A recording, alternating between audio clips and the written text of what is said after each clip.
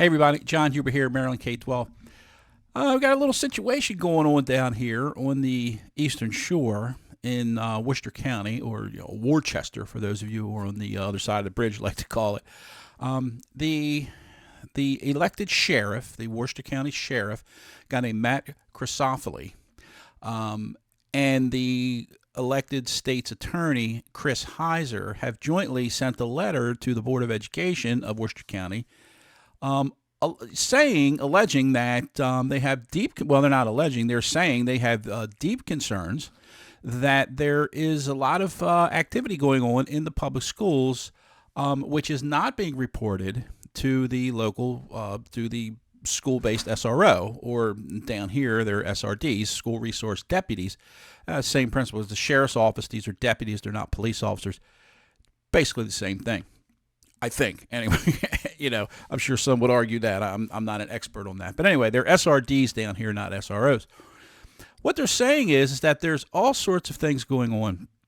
Maybe not all sorts. They've cited just a few serious things in a letter, and I'll post a letter up on my Facebook page, so you can take a look at it if you want. That this activity's going on, and the administrations of the schools are handling it themselves, and they're not reporting it to the SROs or SRDs. Excuse me.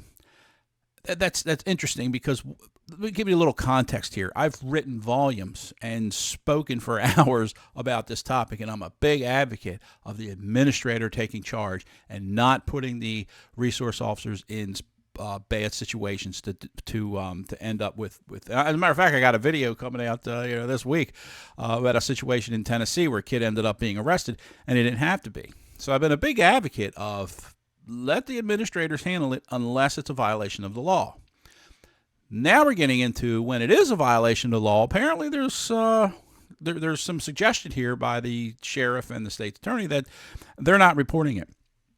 They cited a few examples, and they're very cautious about citing examples, because when you're talking about a small handful, then you get into creating a privacy issue if you just, because everybody knows who it is if it's one person or something.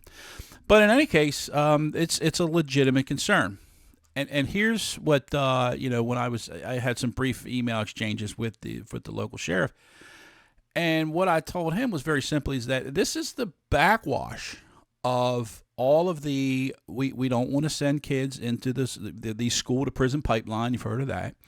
It's a noble cause, no question. We certainly don't want that. But as a result of the enormous pressure on school systems to reduce suspension rate, to reduce arrest rate, especially arrest rate, that they are just not reporting certain things to the SROs, or to the SRDs in this case. They revised their MOU, the Memorandum of Understanding, to include some very specific,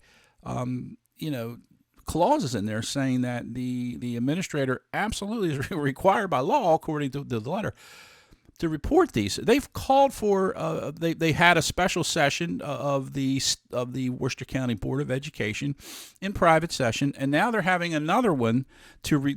I think the board listened to their concerns and said, we're going to investigate. We're going to get back. So later this week they're going to have another one, kind of reporting on what the findings are. It's quite an interesting situation. We're kind of seeing the backwash, and here's how I see it. The same thing when I talked to Chris, or through some emails and whatnot. The school system, I've said this before, nobody wants criminals and disruptive students removed from the schools more than board members and administrators and principals and area superintendents. They want kids removed as well, because they wreak havoc on the building, and they know it, and nobody wants them removed more than they do. But they face enormous pressures from the state level education folks, from the State Board of Education. All of the laws and rules are child favored. They're in favor of the child.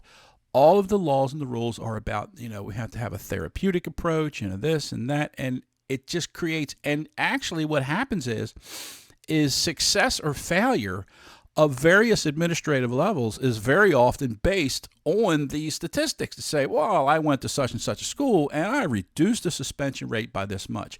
I went to such and such a jurisdiction and I reduced the arrest rate by this much. And last year we had 2,000 kids get arrested. This year we only had this many get arrested. I'm just throwing these numbers out. But that's the kind of pressure that these folks are under. And it's just no wonder that they're just kind of saying, well, we're just not going to report this. It's an interesting situation. I'm just not quite sure where this is going to go. So far, they only seem concerned about a handful of incidents. They're not suggesting, they meaning Heiser and Chrysophiles, they're not necessarily suggesting that this is some big widespread thing that's been going on forever and ever. But there's only a handful of incidents. I think they're trying to nip it in the bud right now. But what they are suggesting is these incidents were serious enough to cause the two of them, the two biggest law enforcement officials in the whole county, to get together and say to the board, hey, we got a problem here and we want it addressed. So is it a political move? I don't think so. I think that there were a couple of incidents that I don't want to say got swept away. They probably suspended the kid or whatnot, and then next thing you know, the kid's back. Or maybe they took appropriate action in school. Maybe he was expelled, or she. I don't know. And then maybe they should have been rightfully charged, and then they weren't. So I just don't know. But what I do know is the schools and the school systems often get crushed in the middle, because if you start reporting things, kids start getting arrested. Your arrest rate starts, because they monitor those how many kids are arrested out of those schools very, very closely. And then the state starts coming down on you, and it's a problem. So they're kind of stuck in the middle. So I'm going to keep my eye on it. Like I said, nobody wants these kids removed more than administrators, board members, etc. But they're just kind of getting crushed in the middle. So anyway, I'll keep my eye on it. But it's an interesting situation going on down here in Worcester County. Anyway, thanks. Have a great day.